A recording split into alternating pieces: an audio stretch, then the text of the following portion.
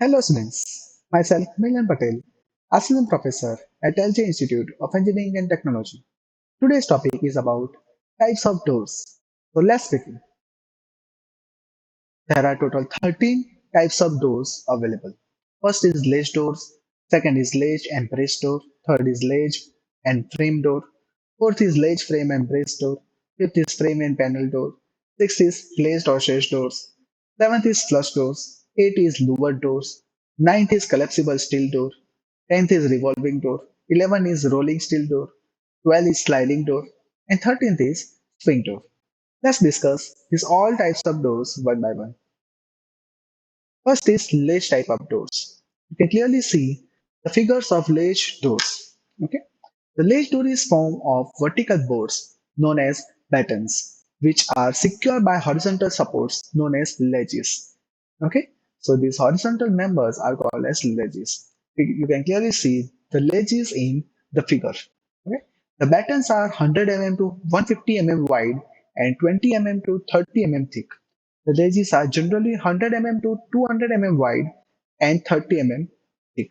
Okay. The three ledges are generally employed top, middle, and bottom. The battens are secured by means of suitable joints, and the shutter is hung on T hinges which are fixed on the ledges. This is the simplest form of door, and it is used where strength and appearance are not the important criteria. Okay. So in that conditions, ledge doors are generally used. Second type of door is ledge and brace door. Okay, the name itself says with ledge and battens, one additional component is added, which is bracing. These are similar to ledge door, except that the diagonal member or inclined member, known as braces, are provided as shown in the figure. Okay, the braces are generally 100 mm to 150 mm wide and 30 mm thick. The braces give rigidity to the door, and hence the doors of this type are useful for wide openings. The braces are usually housed in the ledges. It should be noted that the braces must slope upward from the hanging side as they have to work in compression and not in detention.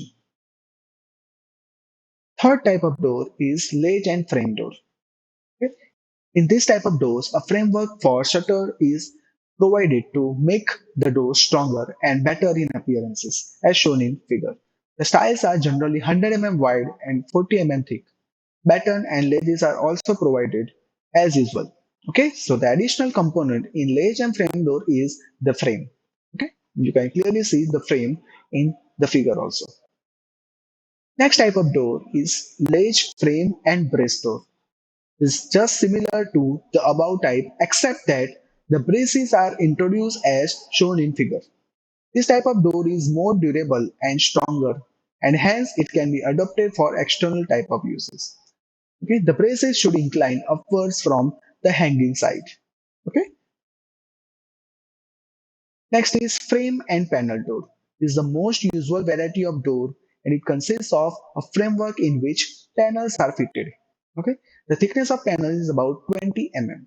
The panels are secured in position by grooves made inside the edge of the framework. The number and size of panels depends upon the architect's design or owner's desire. Okay, but the number of varies from 1 to 6 and panels are molded to add the beauty of the doors. Okay, so because of the panels, you can clearly see in this figure also, because of the panel, okay, the door looks very beautiful. Okay? Next is glazed or sash door. In order to admit more light, in addition to that coming from windows, the fully glazed or partly paneled and partly glazed doors are generally nowadays used. Usually, the ratio of glaze portion to panel portion is about 2 raised to 1. The glass is received into the rivets provided in the wooden chase bars and secured by nails and putty or by wooden beds fixed to the frame. In order to increase the area of glaze portion, the width of style above lock rail is decreased. These are known as Divinized style or gunstock styles. This type of door are useful for hospitals, offices, libraries, showrooms, banks, shopping units, etc. Okay, where light is also the important criteria. Okay. Next is flush type of doors. A flush door consists of framework of rails and stiles, and it is covered by plywood or you can say handboard. There are two varieties of flush doors, a frame flush door and second is a laminated flush doors. A frame flush door, it consists of stiles, rails, horizontal ribs, vertical ribs, and plywood as shown in figure. Okay. The holes in the horizontal ribs are provided for ventilation purposes. The vertical ribs rest on the rails. You can clearly see, okay, on this figure also. The hollow space, instead of being kept empty, sometimes fill up with granulated cork or any other light material. They are light in weight and cheap, but as they are weak, they have practically become obsolete. Okay, so nowadays a frame flush door is not much more used, but a laminated flush doors are generally used. It consists of stile, rails, laminated core, and a plywood.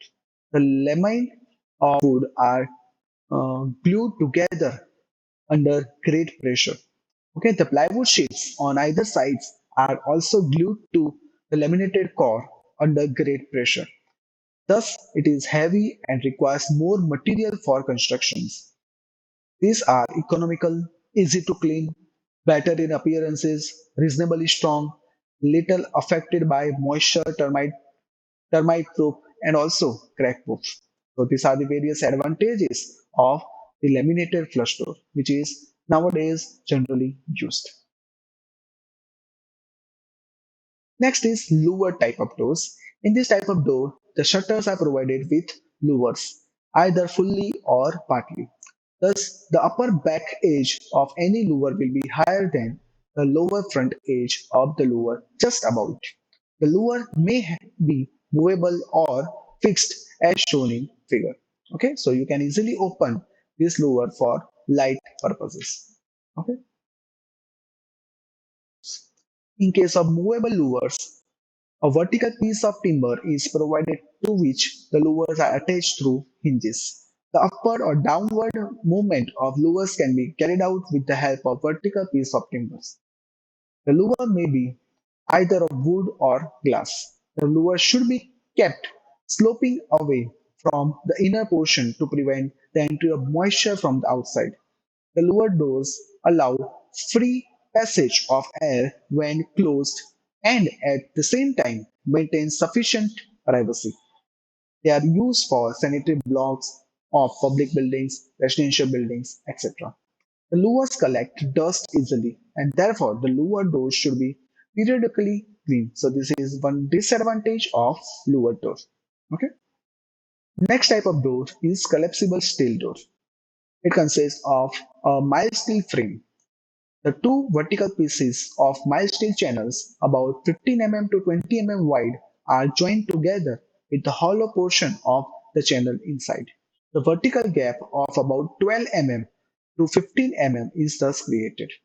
Such pieces are spaced at about 120 mm center to center and are joined to one another by cross iron pieces. The cross iron pieces are usually 10 to 15 mm wide and 15 mm thick. The rollers mounted on horizontal piece are provided at top and bottom ends of the vertical pieces. The door can be opened or closed manually by a slight pull or push. The door is also provided with handles, locking arrangements, stoppers, etc. This collapsible door thus works without hinges and it is used for compound gates, residential buildings, schools, sheds, godowns, workshops, public buildings, etc. It is providing increased safety and protection to the property.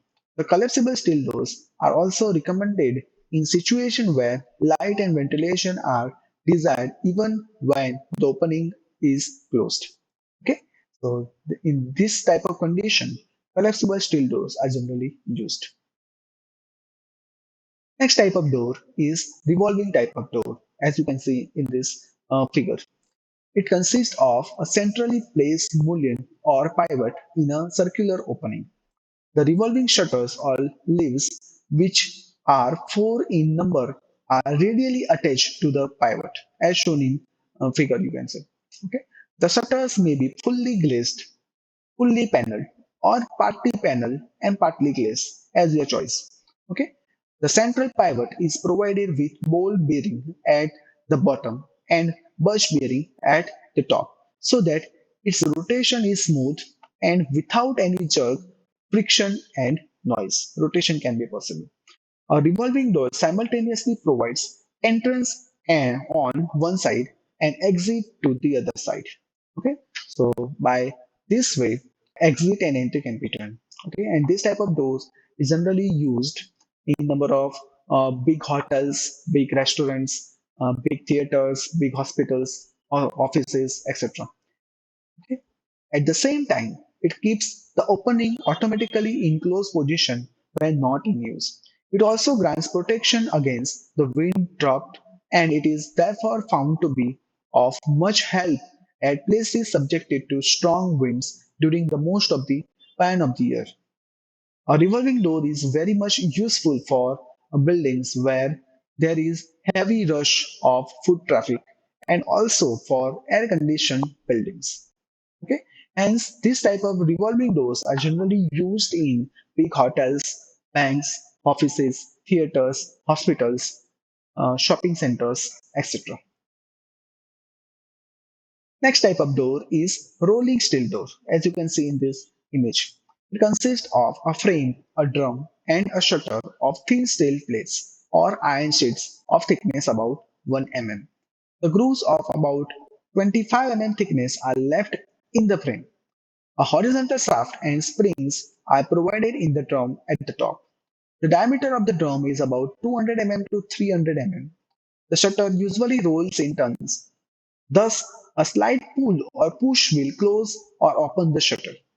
The rolling steel doors are sufficiently strong, and as they can be easily rolled up to top, they cause no obstruction to the floors as well as the openings. The rolling steel doors are usually provided for garages, showrooms, shops, godowns, factory buildings, etc. They provide security against fire, burglars, etc.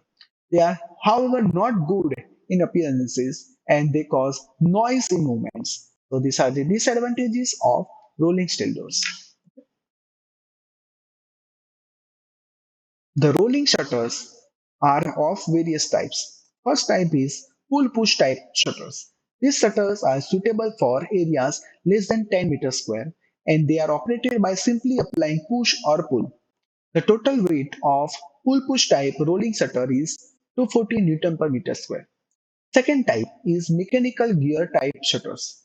These shutters are suitable for areas greater than 10 meters square and they are operated by worm gears, connecting rod, and winding handle or by means of chain pulley blocks. The thickness of shutter is kept about 1.25 mm. The pulleys are interconnected with steel bars so that motion given by mechanical drive is shared by all the pulleys. The total weight of mechanical gear type rolling shutter is about 280 Newton per meter square. Okay, so this is little bit heavy compared to pull push type of shutters. The next type of door is sliding door, as you can see in this image. Okay, in this type of door, shutter slides on the sides with the help of wheel of runners and guide as shown in this figure. Okay, the shutter may be of one or several leaves and can slide either on one side or both sides. The cavities may be provided in the wall to receive the door in an open position, or it may simply lie touching the wall, the latter arrangement being very common. The sliding door does not cause any obstruction during movement and it is used for entrances of godowns, sheds, shops, showrooms, etc.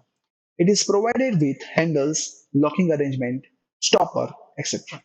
So these are the sliding doors. Okay. And the last type of door is swing door. It is provided with special hinges known as double action spring hinges, and thus the shutters of the door are held in closed position when door is not in use. Okay, when door is to be made, and then the action of spring brings to the shutter in closed position. This type of door is widely used in passage of public buildings such as government building, offices, banks, etc., where there is no time to close the door to the people. Okay, so this is called a swing type of door. That's all about the various types of doors. Thank you for watching.